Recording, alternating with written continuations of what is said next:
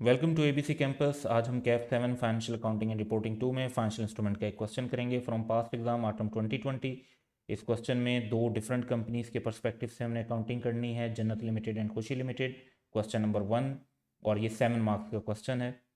तो इसमें जो क्वेश्चन की पहले हम रिक्वायरमेंट को एक जनरली रीड कर लेते हैं और फिर रिक्वायरमेंट देख लेते हैं। On 1st January 2019, Jannat Limited issued 1.6 million debentures of rupees 100 each at a premium of rupees 10 each. The transaction cost associated with the issuance of these debenture was 5.5 per debenture. Coupon interest rate is 16% per annum और इस हिसाब से interest की payment होगी। ये par value पर apply करना होगा, पूरे 110 पे नहीं, सिर्फ 100 पे। खुशी limited purchase 0.32 million of these debentures on 1 जनवरी 2019। तो जन्नत लिमिटेड जो है उसने इशू किए, खुशी लिमिटेड ने उनके अंदर इन्वेस्टमेंट की। On 1 January 2019 the approximate effective interest rate were 15% and 14% per annum for JL and KL respectively. As on 31st December the debentures were quoted on Pakistan Stock Exchange at rupees 112 each. तो इनकी जो है हमें fair value भी given है। Debentures are subsequently measured at amortised cost by JL and fair value through profit or loss by KL.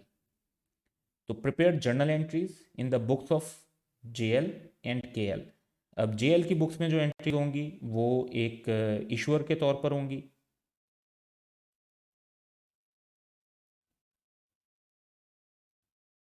Financial liability record होगी, और KL books की बुक्स में जो एंट्री होंगी वो एक इन्वेस्टर है।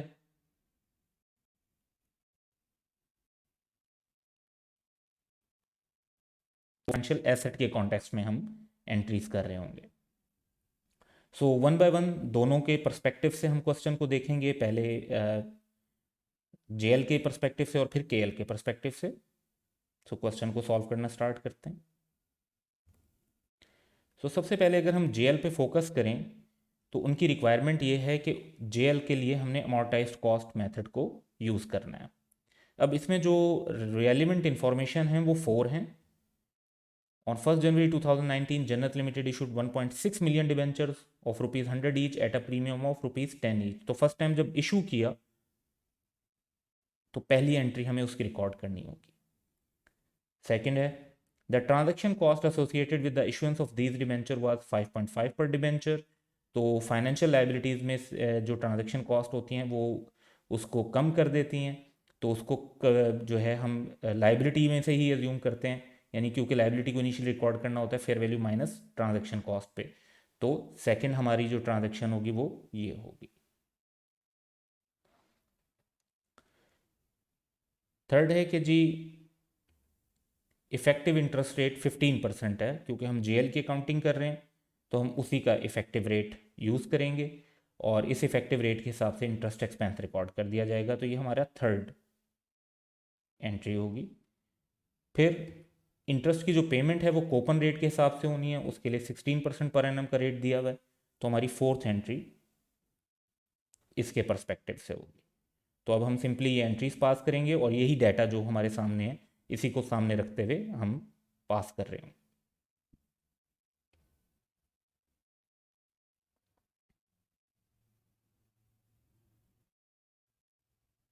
सबसे पहले 1 जनवरी 2019 को 1.6 मिलियन डिबेंचर इशू किए हैं। 100 की पार वैल्यू है, 10 की प्रीमियम है।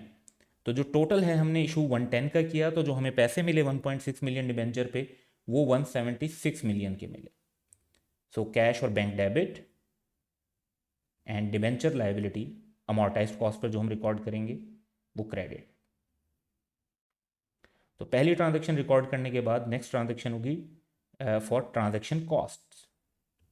तो ये भी 1 जनवरी को ही हमारी ट्रांजैक्शन कॉस्ट लगी। क्वेश्चन में बताया हुआ है कि हमें पर डिबेंचर 5.5 रुपीज़ की कॉस्ट लगी है। तो 1.6 मिलियन इंटू 5.5 ये बन जाते हैं 8.8 मिलियन रुपीज़। तो इतने से हम अपनी डिबेंचर लाइबिलिटी को कम कर देंगे, डेबिट कर देंगे, और इतने से हमारा जो कैश एंड बैंक है उससे हमारी पेमेंट हो गई जो हमने ये कॉस्ट पे की। तो हमारी जो लाइबिलिटी है वो इन दो एंट्रीज़ के नेट पे रिकॉर्ड हो रही होगी। उसके बाद हमने रिकॉर्ड करना है इफ़ेक्टिव इंटरेस्ट। तो जब ईयर एंड होगा तो हम इफ़ेक्टिव इंटरेस्ट रिकॉर्ड करेंगे। इफ़ेक्टिव इंटरेस्ट जो है fair value minus transaction cost, तो जो आउटस्टैंडिंग अमाउंट हुई उसके ऊपर हमने इफेक्टिव इंटरेस्ट रेट लिया, that is amount is 25.08 million, तो इंटरेस्ट एक्सपेंस डेबिट हो जाएगा और हमारी लाइबिलिटी इस इंटरेस्ट की वजह से इंक्रीज हो जाएगी, तो वो क्रेडिट हो जाएगी और हम ये एंट्री रिकॉर्ड करेंगे। उसके बाद हमने पेमेंट की होगी कूपन रेट के हिसाब से, तो 31 दिसंबर को कूपन रेट जब भी अप्लाई होगा तो वो पार वैल्यू पर होगा।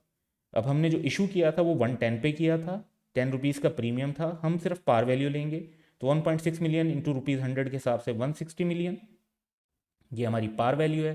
16% कूपन इंटरेस्ट रेट, तो 25.6 मिलियन बनता है। जब हम ये पेमेंट करेंगे तो हमारा जाहिर बात है कैश एंड बैंक क्रेडिट होगा और हमारी लाइबिलिटी कम हो जाएगी, पेमेंट करने से लाइबिलिटी कम हो जाएगी।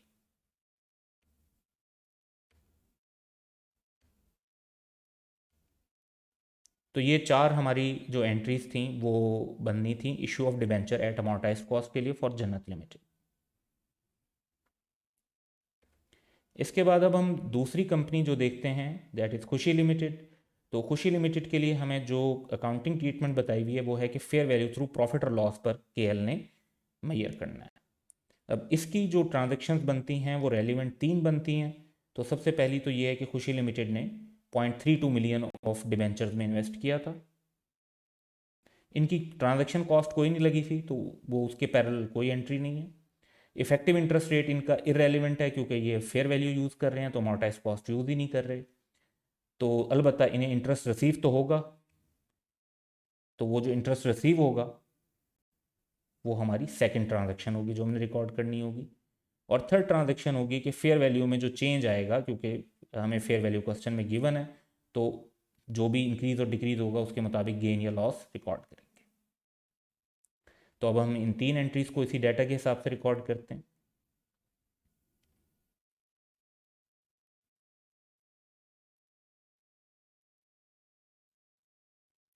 तो सबसे पहले 1 जनवरी 2019 को 0.32 मिलियन शेयर्स में इन्वेस्ट किया है, 110 के हिसाब से इन्वेस्ट किया है, 100 की पार वैल्यू, 10 का प्रीमियम, 35.2 मिलियन बनते हैं। तो इन्वेस्टमेंट हमारी डेबिट हो जाएगी एज फाइनेंशियल एसेट और जो हमने पेमेंट की है वो क्रेडिट हो जाएगी। उसके बाद 31 दिसंबर जब ईयर एंड आएगा तो हमें इंटरेस्ट रिसीव होना है, तो 0.32 पे सिर्फ 100 लिया अब, क्योंकि पार वैल्यू के हिसाब से आपको इंटरेस्ट मिलता है और कूपन रेट पर मिलता है। तो दैट इज़ 5.12 मिलियन, तो कैश हमें रिसीव हो जाएगा और हमारी इंटरेस्ट इनकम प्रॉफिट और लॉस में क्रेडिट हो जाएगी।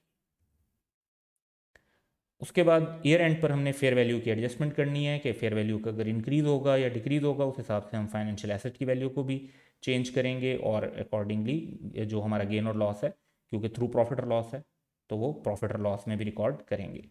तो 31 दिसंबर को 0.32 मिलियन पे हमने जो रिकॉर्ड किया हुआ इन्वेस्टमेंट वो 110 पे किया हुआ है, वैल्यू 112 हो गई, तो 2 रुपीज़ पर डिबेंचर के हिसाब से हमें गेन हो रहा है। तो 0.32 इंटू 2 0.64 मिलियन, तो गेन हो रहा है, तो हमारी इन्वेस्टमेंट की वैल्यू बढ़ जाएगी और हमारा गेन जो है वो एक इनकम के तौर पे हम क्रेडिट रिकॉर्ड कर लेंगे इन प्रॉफिट और लॉस। और यही 3 एंट्रीज जो हैं वो इसमें बनती थी।